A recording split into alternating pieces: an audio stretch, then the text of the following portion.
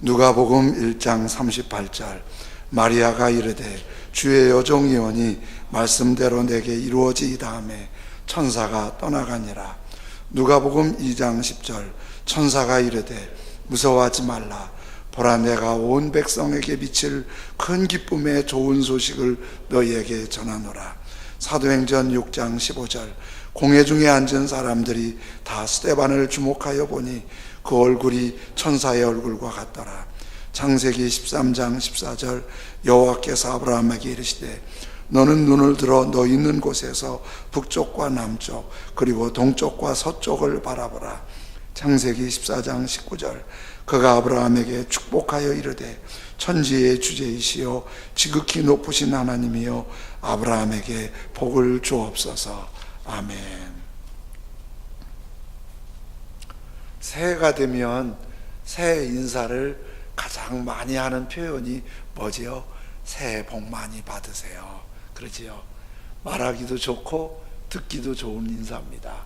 새해 복 많이 받으세요. 새해 복 많이 받으세요. 그런데 저는 몇 년 전부터 그 말 하는 게 괜히 불편해요. 새해 그냥 하긴 하는데 또 말해주면은 감사합니다. 응신을 하는데 새해 복 많이 받으세요. 이 말이 별로 그렇게 편해 보이지가 않아요. 그러면서 말씀을 묵상하고 생각하다가 다른 부분을 주님이 깨우쳐 주셨어요. 여러분, 새해 복을 많이 받았으면 좋겠지요. 근데 하나님은 복을 주시는 분으로 창세기부터 말씀하세요. 복이 인색하지 않으세요.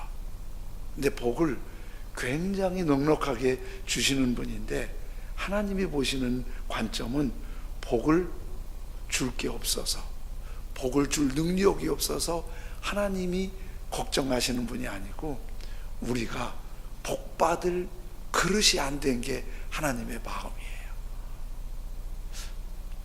복받을 그릇, 복된 사람, 복을 받아도 복을 복되게 할 수 있는 준비가 되지 않은 복은 복이 아니잖아요. 3살 먹은 애한테 10억을 주면은 3살 먹은 애가 그게 복이 될까요? 그치요? 관리 능력이 없는데 10억이 아무 의미가 없어요.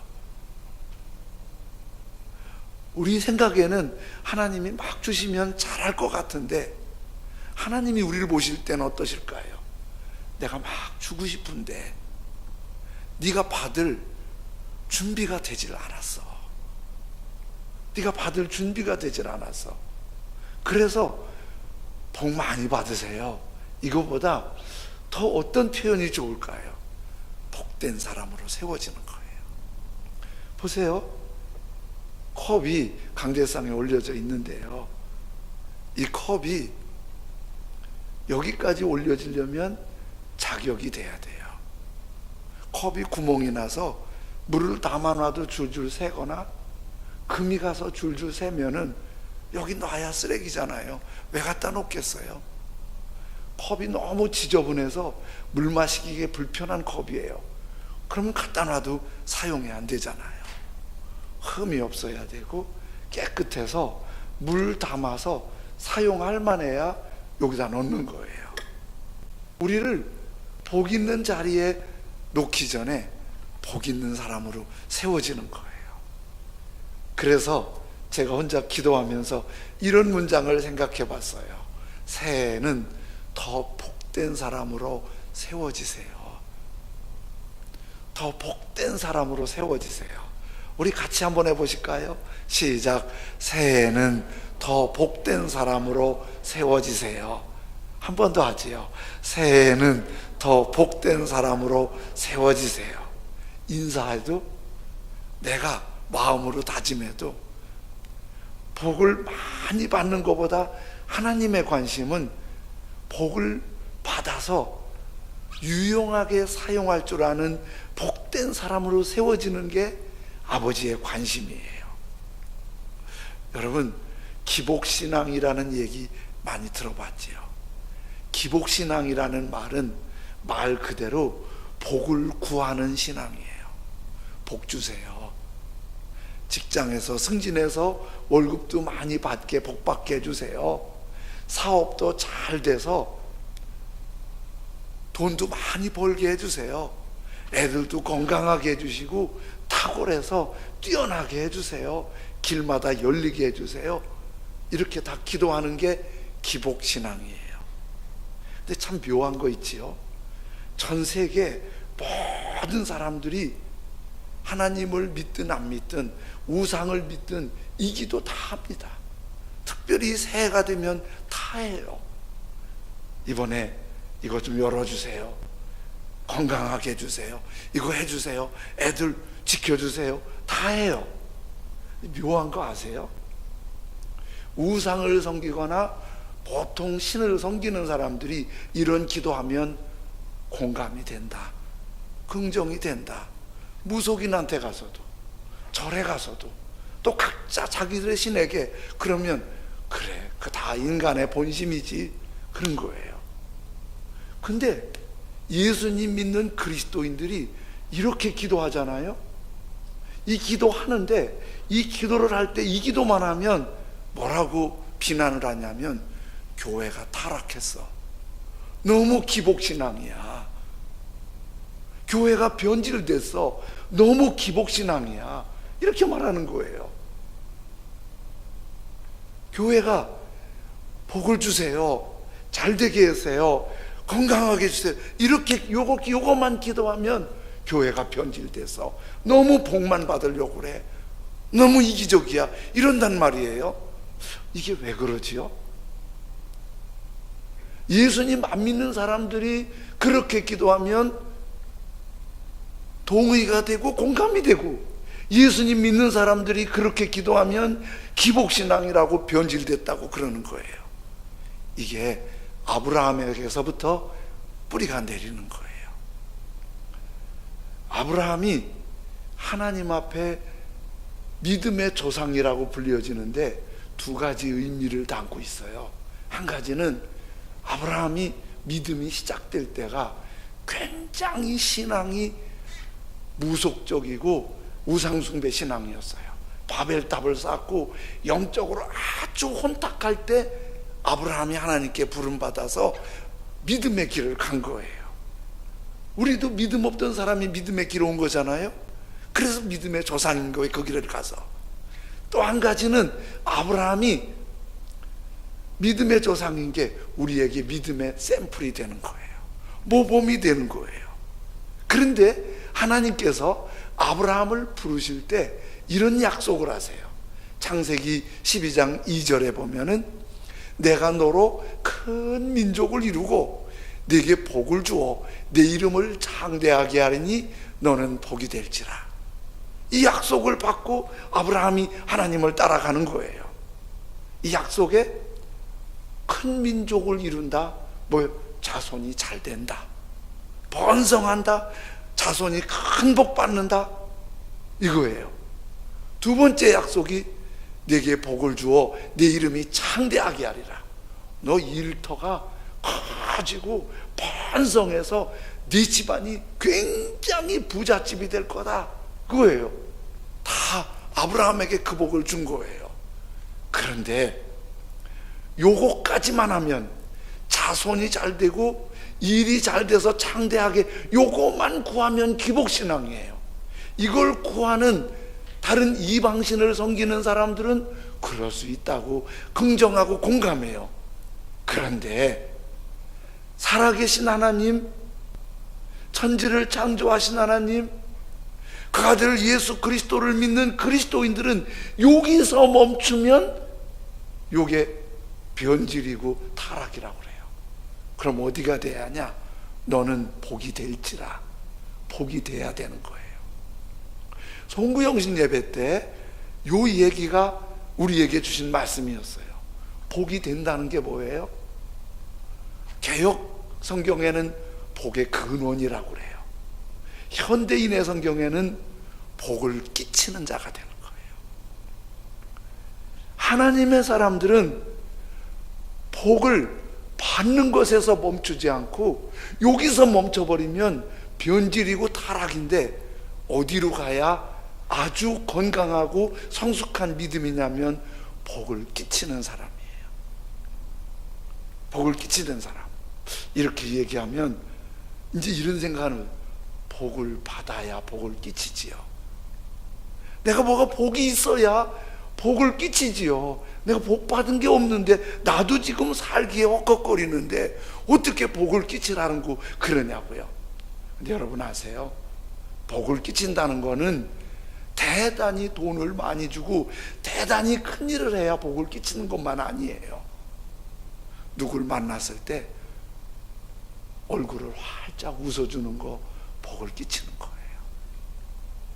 우리 서로 험담하지 않고 비난하지 않고 상처 주지 않고 말로 위로하고 격려를 주잖아요. 복을 끼치는 거예요.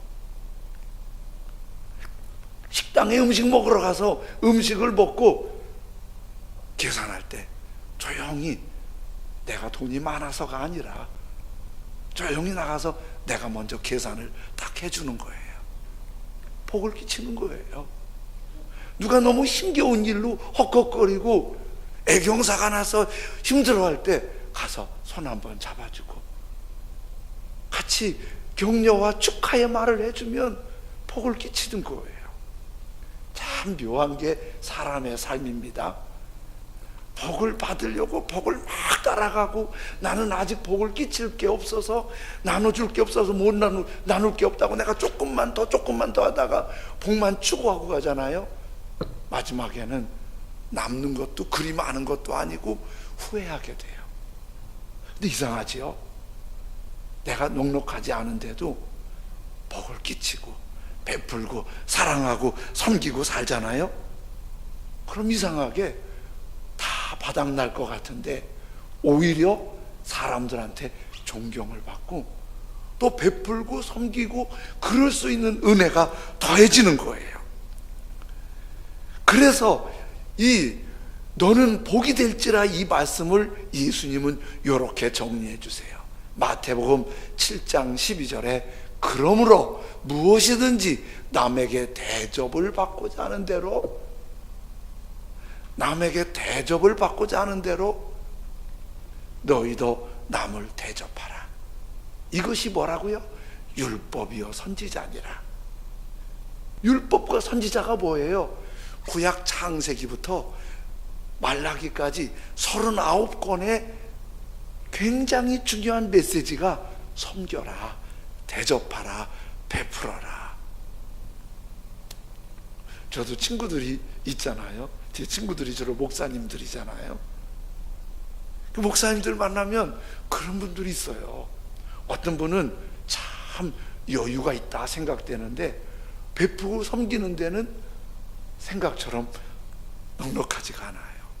또 어떤 분은 그렇게 여유 없어 보여요. 아주 긴장하고 사는 것 같아요. 그런데 모이면 그렇게 뭘 베풀지 못해서 그렇게 노력을 해요. 참 이상하죠. 베푸는데 베풀 수 있는 은혜를 계속 주시는 거예요. 하나님이 아브라함을 부르셨어요. 본토 친척 아버지 집을 떠나서, 고향과 아버지와 친척을 떠나서 하나님이 보여주시는 땅으로 가라. 요즘도 아무도 모르는 낯선 곳에 이사하려면 쉬운 일 아니잖아요. 법과 질서로 이렇게 보호 대책이 있어도 아무도 모르는데 이사 간다는 게 쉬운 일 아니잖아요. 하나님 인도하셔도. 그런데 아브라함 때는 법과 질서와 경찰도 없어서 보호도 없고 누가 텃세하면 그대로 당하고 아브라함의 가는 길에 그런 어려움 당한 흔적들이 많이 있잖아요. 그래서 하나님께 순종해서 고향과 친척과 아버지를 떠나서 하나님이 보여주시는 대로 가려고 가는데 조카 롯이 아브라함 보고 삼촌 저도 따라갈게요. 하나님 말씀에 친척 두고 가라고 그랬는데 롯이 따라온다고 하니까 하나님 말씀은 아닌데 따라온다는 게 고맙잖아요. 그치요? 그 허벌판 어딘지 모르고 가는데 롯이 따라오는 건 천군 만마를 만난 고마운 거잖아요. 제 추측에 아브라함이 하나님은 그러지 않았는데 은근히 좋아서 그래 그를 따라 데리고 갔던 것 같아요. 롯을 쭉 가서 어디까지 갔냐면 소돔, 헤브론, 지금 가나안 땅 남쪽 부분에 간 거예요. 그런데 여러분, 아브라함과 롯이 함께 동행합니다. 동행하는데 아브라함과 롯의 마음이 다른 거 아세요? 같이 가고 있는데 믿음이 달라요. 어떻게 다르지요? 아브라함은요, 하나님을 믿고 하나님을 바라보고 가요. 근데 롯은 하나님의 음성 듣지 못했어요. 하나님 바라보고 가지 않아요. 롯은 삼촌 아브라함을 바라보고 가요. 분명히 둘이 가는데 하나님의 길을 가고 있는데 하나님을 믿는 믿음으로 가는 아브라함을 바라보고 사람을 보고 가는 롯이 같이 가는 거예요. 오늘 우리 이렇게 예배 드리잖아요. 유튜브로도 예배 드리잖아요. 그런데 예배 드리는 우리 모두가 같이 하나님께 예배 드리며 하나님 앞에 가고 있어요. 근데 우리 중에도 두 종류일 것 같다는 생각이 드는 거예요. 그거 잘 모르지요? 근데 하나님은 아세요. 하나님을 바라보고 하나님의 은혜가 감사해서 하나님을 섬기는 예배자로 주님 앞에 나와 있는 사람이 있는가 하면 분위기 따라서 안 가면 불편하니까 사람들 눈치 보니까 롯처럼 예배 드리는 사람도 있을 거라는 거예요. 하나님 바라보는 믿음 아브라함이 있고 아브라함을 바라보고 사람들이 다니니까 어쩔 수 없어 따라다니는 그런 믿음도 있다는 거예요. 이런 어려운 시기에 조금 더 나타나지 않을까 그런 생각해봐요. 이런 어려운 때도 예배 드리는 사람은요, 새벽에도 저녁에도 또 혼자 와서 기도하고 예배 드리고 주님을 가까이 하고 그래요. 주님 더 사모하고 높이고 찬양하고 그래요.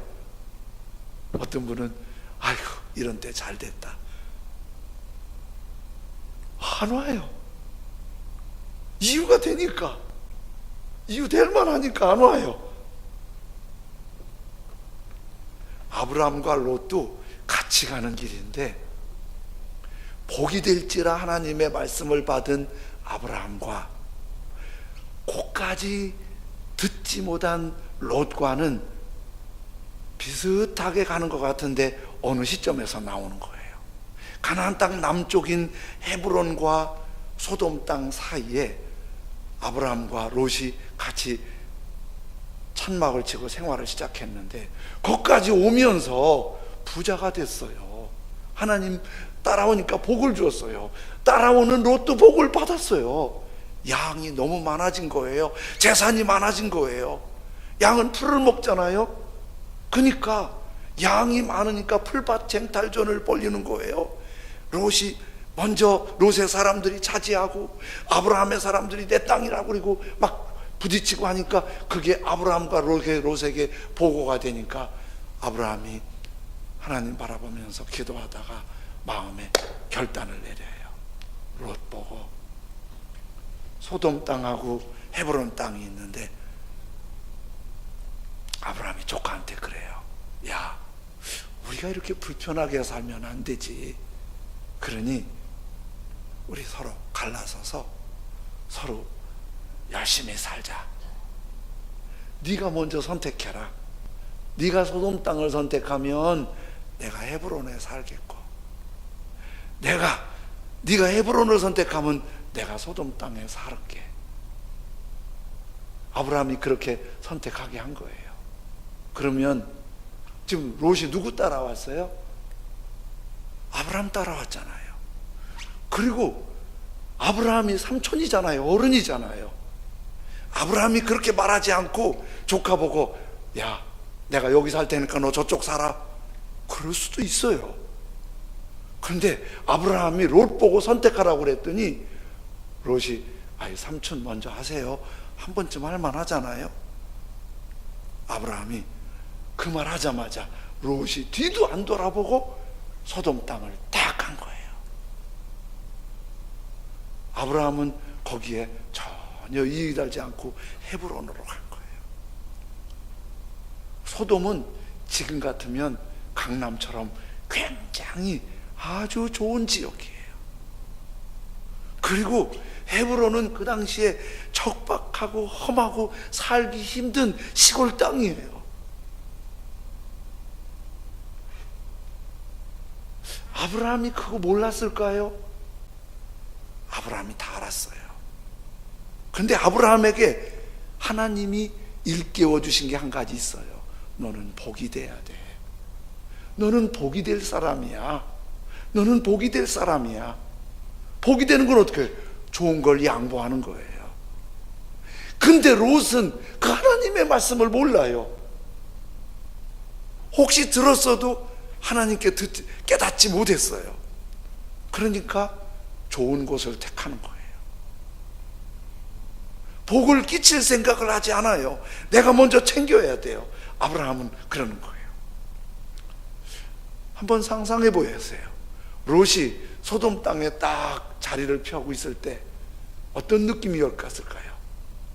새 아파트에 입주하시는 분들이 꽤 있으셔서 신방 가서 아파트 들어가서 보면 참 요즘 아파트 잘 져요. 참 좋다. 그러는 거예요. 롯도 참 좋다. 아브라함은 쓸쓸하겠지만은 롯은 참 좋다. 그런데 아세요? 좋은 곳은 탐내는 사람이 많아요. 허접한 것은 사람들이 그렇게 욕심 부리지 않아요. 거기 정말 좋다 그러면은 눈독 들이는 사람, 그거 정말 좋다 그러면 눈독 들이는 사람이 많은 거예요. 사실은 소돔 땅은 에덴 동산만큼 좋다고 성경에 표현을 해요. 아주 천혜의 자연 조건이에요. 그래서 거기는 이미부터 갈등이 있어요. 살기는 좋지만 갈등이 있어요. 그래서 작은 도시 국가들이 연합을 형성해서 전쟁을 하잖아요. 그 다음 한번 올려보시겠어요? 소돔, 고모라, 아드마, 스보임, 소알, 요 5나라는 굉장히 좋은 땅이에요. 작은 도시 국가들이 형성된 5나라예요. 그런데 엘람, 고임, 시날, 엘라살 요 나라들은 그 더 멀리 있는 지역들인데요, 이 나라에 특별히 엘람 왕 그돌라오멜이 아주 대단한 전력과 리더십으로 그 지역을 장악했어요. 그리고 이 그돌라오멜이 소돔, 고모라, 아드마, 스보임, 소알 지역을 점령을 해서 그쪽에서 조공을 바치게 했던 거예요. 이게 좀 보통 일이 아니잖아요. 그 당시 벌써 그돌라오멜이 조공을 받을 정도면 대단한 군사력과 전력과 힘이 있어서 누리는 거고, 소돔 지역은 당하고 있는 거예요. 근데 12년 동안 조공을 바치다가 소돔의 5왕이 반기를 들었어요. 우리 언제까지 이거 바치고 사냐고. 그랬더니 그돌라오멜이 고임, 시날, 엘라살 왕들과 힘을 모아서 이놈들 혼내주자고, 그래서 4나라 왕이 그돌라오멜 지휘하에 소돔 땅을 공격해갖고 소돔 땅이 완전히 정복당해서 많은 사람들이 포로로 잡혀가고 재산도 빼앗기고 사람이 다 소돔 땅에 풍지박산이 된 거예요. 이런 거 보면 좋은 게 항상 좋은 게 아니에요. 사람은 항상 변화무쌍한 거예요. 하나님 바라보고 하나님 은혜 안에서 하나님이 이끄시는 하나님의 임재가 더 복이라는 생각이 소중한 거예요. 잘 나가는 사람이 계속 잘 나가고, 소돔 땅은 영원히 좋은 땅이 아니라 지금 역사적인 자료로는 그때 너무 크게 심판받아서 사해가 됐다고 이렇게 알려지는 땅이에요.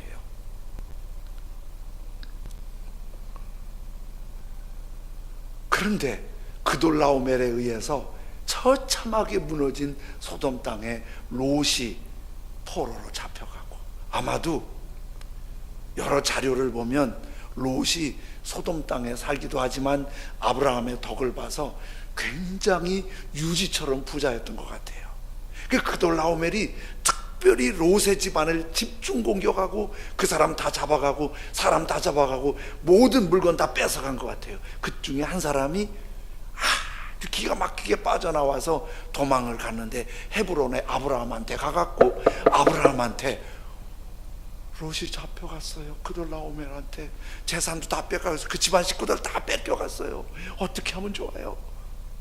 그때 아브라함은 헤브론의 척박한 땅에 살지만은 덕계여서 하나님 바라보고 긴장하면서 준비했는데 자기 집에 318명 군사를 개인 집안에 하나의 도시국가처럼 형성하고 살았던 거예요.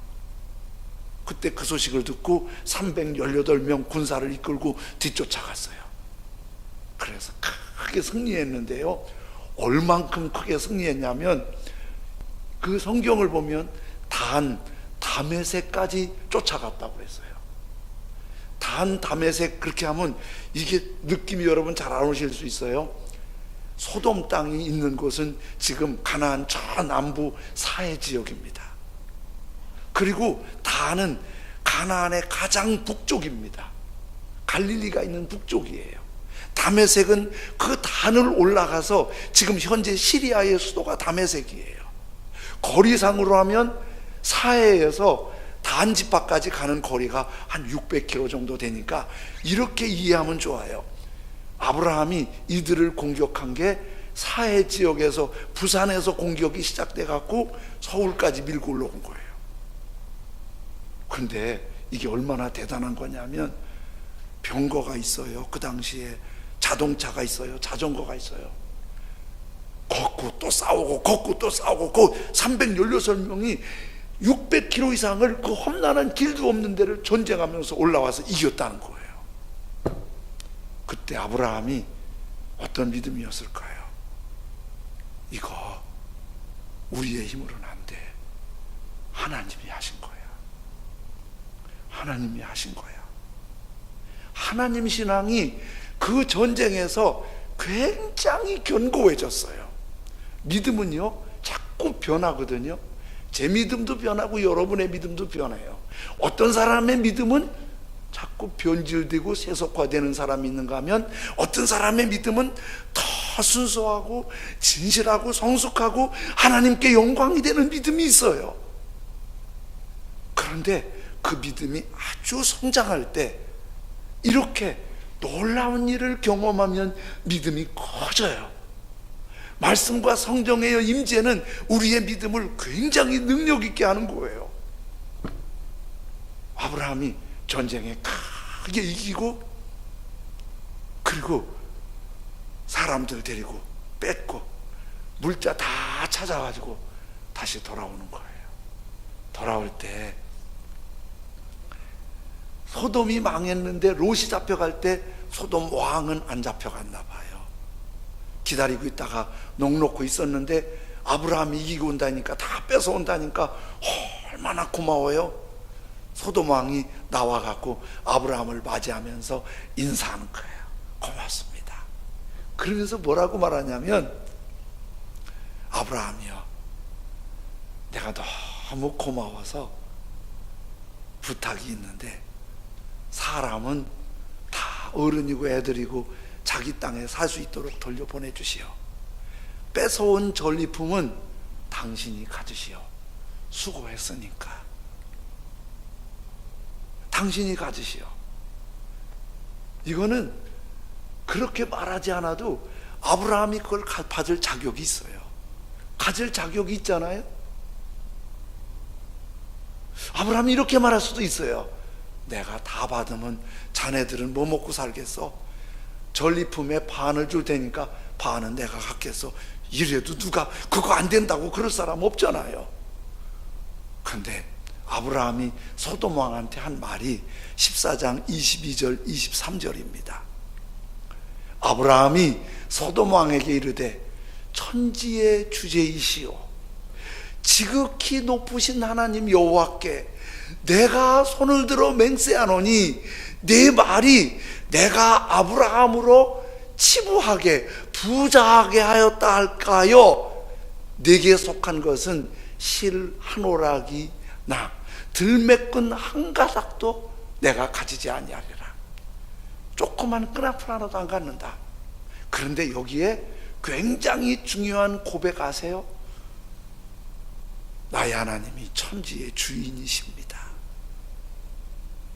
우리가 믿는 하나님이 천지의 주인이신 걸 믿으십니까? 아멘. 천지의 주인이십니다. 그 하나님은 그 어떤 신들과 비교할 수 없는 지극히 높으신 하나님이십니다. 믿으십니까? 그리고 아주 중요한 거 있어요. 나는 내가 나 도와줘서 복 받을 사람이 아니고 나 이거 다 돌려줄게. 나는 하나님이 복 주시는 사람이야. 내가 복된 사람이 되면 하나님이 복 주시는 사람이야. 이게 아브라함의 믿음이에요. 그러니까 아브라함이 땅을 양보할 때도, 롯이 붙들려 갔을 때도, 전쟁은 목숨 걸고 하잖아요. 목숨 걸고 싸우는 것도 아브라함은 늘 마음에 하나님의 말씀이 있어요. 같이 한번 따라 하실까요? 복이 될지라. 한 번만 더, 복이 될지라. 한 번만 더 하시게 될까요? 복을 끼치는 사람이 되라. 이게 아브라함의 믿음이에요. 그러니까 가서 싸우고, 그러니까 양보하고 복을 끼치는 거예요. 그래서 아브라함이 빈몸으로 허덕였나요? 아니에요. 오히려 하나님이 그에게 더 큰 힘과 은혜를 주신 거예요. 그런데 놀라운 거는요, 이 아브라함에게 한 분이 또 환영을 나온 거예요. 전쟁에 이겼다고 또 한 분이 환영이 나왔어요. 그분이 누구냐면 14장 18절 19절입니다. 14장 18절 19절 같이 한번 읽으시겠습니다. 시작. 살렘 왕 멜기세덱이 떡과 포도주를 가지고 나왔으니 그는 지극히 높으신 하나님의 제사장이었더라. 그가 아브라함에게 축복하여 이르되 천지의 주제시여 지극히 높으신 하나님이여 아브라함에게 복을 주옵소서. 여러분, 아브라함이 소돔 왕에게 천지의 주제시여 지극히 높으신 하나님이란 말을 멜기세덱한테 배운 거예요. 그러면 멜기세덱이 도대체 누구지요? 멜기세덱이 누구지요? 성경의 멜기세덱은 창세기 여기 한번 나오고 시편에 한번 나오고 히브리서에 나와요. 그런데 여기서 멜기세덱이 참 이해하기 어려운 말을 해요. 살렘 왕 멜기세덱이 떡과 포도주를 가지고 나왔는데 그가 누구라고? 지극히 높으신 하나님의 제사장이라고. 여러분, 아브라함 때 제사장이 있었나요? 아브라함이 하나님 아무도 믿지 않고 바벨탑에 휩쓸려 있을 때 아브라함이 하나님께 처음 부름받은 믿음의 조상이었어요. 그때 무슨 제사장이 있어요? 제사장은 아브라함의 아들 이삭의 아들 야곱의 12아들 중에 두 번째 레위 지파의 후손 아론의 자손들이 제사장이고 대제사장이었어요. 이땐 제사장이 없었어요. 그런데 멜기세덱을 지극히 높으신 하나님의 제사장이라고 말씀하는 거예요. 그러면 도대체 멜기세덱이 누구지? 살렘 왕은 뭐지? 이거를 히브리서 7장 1절과 3절을 설명하면 이해가 돼요.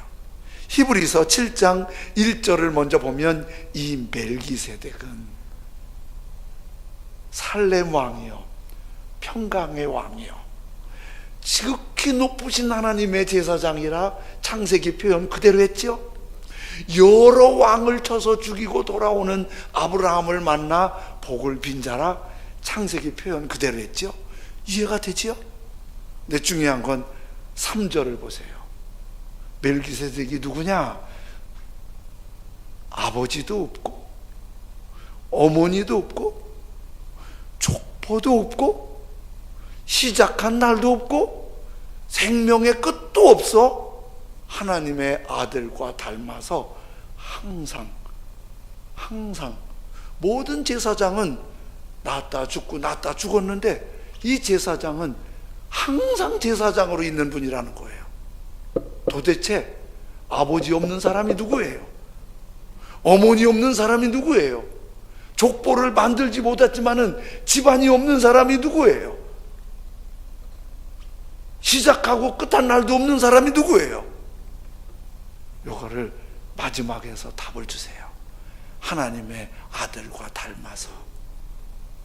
이분이 예수님이세요. 예수님은 창조할 때도 계셨고 아브라함에게도 오셨어요. 그리고 그 아브라함에게 복을 빌었어요. 아브라함에게 복을 주옵소서. 아브라함의 복을 주옵소서. 이 멜기세덱은 영원한 제사장인데 히브리서에는 예수님을 말할 때 사람의 질서대로 예수님은 멜기세덱의 서열을 따른 제사장이라고 그래요. 아론의 제사장 서열이 아니라 멜기세덱의 제사장이라고 그래요. 그래서 성경에는 멜기세덱이 예수님으로 보는 거예요. 그런데 전쟁에 이기고 오는 아브라함이 11조를 멜기세덱에게 바치고 멜기세덱은 아브라함에게 복을 주옵소서.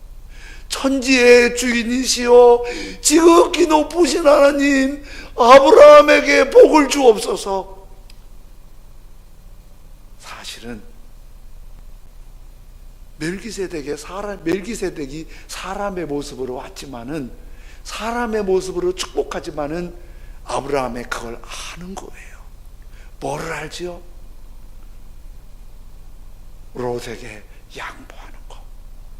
롯이 위험당할 때 목숨 걸고 쫓아가서 도와주는 거. 이걸 아는 거예요. 이걸 아는 거예요. 그래서 아브라함에게 복을 주옵소서, 이거를 하나님의 관점에서 네가 복된 사람이다. 네가 복된 사람이다. 네가 정말 복받은 사람이다. 하나님이 지금 우리에게 복을 주시기 원하세요. 그리고 한없이 복이 있으신 분이고 복이 넘치도록 많으신 분이세요. 근데 그 하나님이 어떤 사람에게 복을 주냐고요? 복을 받을 만한 복된 사람, 복을 끼치는 사람에게 그 복을 주시는 거예요. 그러면 우리가 이제 선포해야 될 메시지가 뭐예요?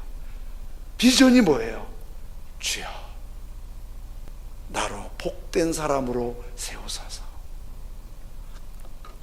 나로 복된 사람으로 세우소서.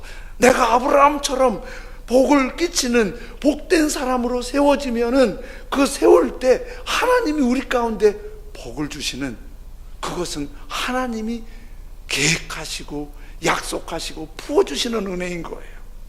복을 끼치면 하나님이 복을 주세요. 제가 예화를 하나 준비를 했는데 오늘 아침에 한 분이 나한테 톡을 보내왔는데 감동 실화의 대상을 받은 작품을 올렸어요. 그래서 제가 요거를 다는 안 읽고 일부 읽을 텐데 여러분 관심 있게 한번 들어보세요. 며느리와 시어머니 얘기인데, 내 나이 11살에 아버지가 돌아가셨다. 내 아래론 여동생이 하나 있다. 전업주부였던 엄마는 그때부터 생계를 책임지셔야 했다. 못 먹고 못 입던 것은 아니었지만 여유롭진 않았다. 대학 졸업 후 입사 2년 만에 결혼을 하였다. 처음부터 시어머니가 좋았다. 시어머님도 처음부터 날 아주 마음에 들어 하셨다. 10년 전 결혼 만 1년 만에 친정엄마가 암 선고를 받으셨다. 나는 엄마도 건강도 걱정이었지만은 수술비와 입원비 걱정부터 해야 했다. 남편에게 얘기했다. 남편은 걱정 말라고 내일 돈을 융통해 볼 터이니 오늘 푹 자라고 얘기해 주었다. 다음날 친정엄마 입원을 시키려고 친정에 갔지만 엄마도 선뜻 나서지를 못하셨다. 마무리 지어야 할 일이 몇 개 있으니 4일 후에 입원하자 하셨다. 집에 돌아오는 버스 안에서 하염없이 눈물이 났다. 그때 어머니께서 전화가 왔다. 시어머니께서 전화가 왔다. 지은아, 너 울어? 울지 말고 내일 3시간만 시간 내다오. 다음날 시어머니와의 약속 장소에 나갔다. 시어머님이 무작정 한의원으로 날 데려가셨다. 미리 전화 예약하셨는지 원장님께서 말씀하셨다. 간병하셔야 한다고요? 맥 짚어보시고 몸에 좋은 약을 한 제 지어주셨다. 그리고 백화점에 데려가셨다. 솔직히 속으론 좀 답답했다. 죄송한 마음이었던 것 같다. 트레이닝복과 간편한 복 4벌을 사주셨다. 선식도 사주셨다. 함께 집으로 왔다. 어머니께서 그제서야 말씀하시기 시작했다. 환자보다 간병하는 사람이 더 힘들어. 병원에만 있다고 아무렇게나 먹지 말고 아무렇게나 입지 말고 말씀하시며 봉투를 내미셨다. 엄마 병원비 보태서라. 내가 시집 온 지 얼마나 됐다고 돈이 있겠어. 그리고 이건 죽을 때까지 너랑 나랑 비밀로 하자. 내 남편이 병원비 구해오면 그것도 보태서 내 아들이지만 남자들 유치하고 애 같은 구석이 있어서 부부싸움 할 때 꼭 친정으로 돈 들어간 거 한 번씩은 얘기하게 돼 있어. 그러니까 우리 둘만 알자. 마다했지만 끝끝내 내 손에 꼭 쥐어주셨다. 나도 모르게 무릎을 꿇고 시어머니께 기대어 엉엉 울고 있었다. 2천만 원이었다. 친정엄마는 그 도움으로 수술하시고 치료를 받으셨지만 이듬해 봄 엄마는 돌아가셨다. 병원에서 오늘이 고비라고 하였다. 눈물이 났다. 남편에게 전화했고 갑자기 시어머니 생각이 났다. 나도 모르게 울면서 시어머니께 전화를 드렸다. 시어머님은 한 걸음에 늦은 시간임에도 불구하고 남편보다 더 빨리 병원에 도착하셨다. 엄마는 의식이 없으셨다. 엄마 귀에 대고 말씀드렸다. 엄마, 우리 어머니 오셨어요. 엄마, 작년에 엄마 수술비 어머님이 해주셨어요. 엄마 얼굴 하루라도 더 볼 수 있으라고. 엄마는 미동도 없으셨다. 당연한 결과였다. 시어머니께서 지갑에서 주섬주섬 뭘 꺼내서 엄마 손에 쥐어주셨다. 우리 결혼사진이었다. 사부인 저예요. 지은이 걱정 말고 사돈 처녀 정은이도 걱정 말아요. 지은이는 이미 제 딸이고요. 사돈 처녀도 내가 혼수 잘해서 시집 보내줄게요. 걱정 마시고 편히 가세요. 그때 거짓말처럼 친정엄마가 의식 없는 채 눈물을 흘리셨다. 엄마는 듣고 계신 거였다. 가족들이 다 왔고 엄마는 2시간을 넘기지 못한 채 그대로 눈을 감으셨다. 망연자실 눈물만 흘리고 있는 날 붙잡고 시어머니께서 함께 울어주셨다. 그리고 쭉 이제 장례 치를 때 같이 있었고 내 동생이 결혼한다고 했다. 동생과 시어머님은 고맙게도 정말 나 이상으로 잘 지내주었다. 시어머님이 또 다시 나에게 봉투를 내미신다. 어머님 남편이랑 따로 정은이 결혼 지금 마련해 놨어요. 마음만 받을게요. 도망치도 돈을 받지 않고 나왔다. 버스 정류장에 내딛었을 때 문자가 왔다. 내 통장으로 3천만 원 입금되었다. 그 길로 다시 시어머니께 달려갔다. 어머니께 너무 죄송해서 울면서 짜증 부렸다. 안 받겠다고. 시어머니께서 함께 우시면서 말씀하셨다. 지은아, 너 기억 안 나? 친정엄마 돌아가실 때 내가 약속드렸잖아. 혼수해서 시집 잘 보내주겠다고. 나 이거 안 하면 나중에 네 엄마한테 무슨 낯으로 뵙겠어. 시어머니는 시어머님은 친정엄마에게 혼자 하신 약속을 지켜주셨다. 난 그날도 똥엉 울었다. 제부가 될 사람이 우리 시어머니께 따로 인사드리고 싶다고 해서 자리를 마련했다. 시부모님, 우리 부부 동생네 그때 시어머님, 시아버님께 사인을 보내셨다. 그때 아버님께서 말씀하셨다. 초면에 마련은 이런 얘기 괜찮을지 모르겠지만은 사돈처녀 혼주 자리에 우리가 앉았으면 좋겠는데요. 혼주 자리에 사실 우리 부부가 앉으려 했다. 그래서 사돈이 그 자리에 앉게 된 거예요. 오늘 우리 시어머니 이제 예수 안 믿는가 봐요. 49제 왔는데 함께 다녀왔다. 오늘 길에 동생도 나도 많이 울었다. 오늘 10년 전 어머니와 했던 비밀 약속을 남편에게 털어놓았다. 그때 병원비 어머니께서 해주셨다고 남편과 난 부둥켜 안고 시어머님 그리움에 엉엉 울어버렸다. 그 다음에 이제 이게 나는 참 도전이 됐어요. 난 지금 아들이 둘이다. 난 지금도 내 생활비를 쪼개서 따로 적금을 들고 있다. 내 시어머니께서 나에게 해주셨던 것처럼 나중에 내 며느리들에게 돌려주고 싶다. 이제 이게 좋은 거예요. 우리에게 도전을 준 거예요. 이분이 믿음이 없는 것 같은데 이런 거예요. 어머니한테 그 받은 사랑을 어머니한테 누군가에게 돌려주겠다고 약속하는 거예요. 그리고 자기 넉넉지 않지만 돈 모아서 돌려주겠다고 준비하고 있는 거예요. 여러분, 우리 주님이 우리에게 지금 하시는 메시지가 이거예요. 혹시 부모님에게 이런 사랑을 받지 못하셨을지도 몰라요. 그러나 주님은 그 부모님에게 이런 사랑을 우리가 먼저 하라는 거예요. 우리는 부모님 사랑 이상의 계산할 수 없는 하나님의 엄청난 사랑을 받은 사람들이에요. 그래서 주님이 우리 어떻게 복을 끼쳐. 네가 복된 사람이 돼. 네가 복을 끼쳐. 네가 복된 사람이 되라고. 그러면 어떻게? 내가 너 복된 사람으로 인정하면 되잖아.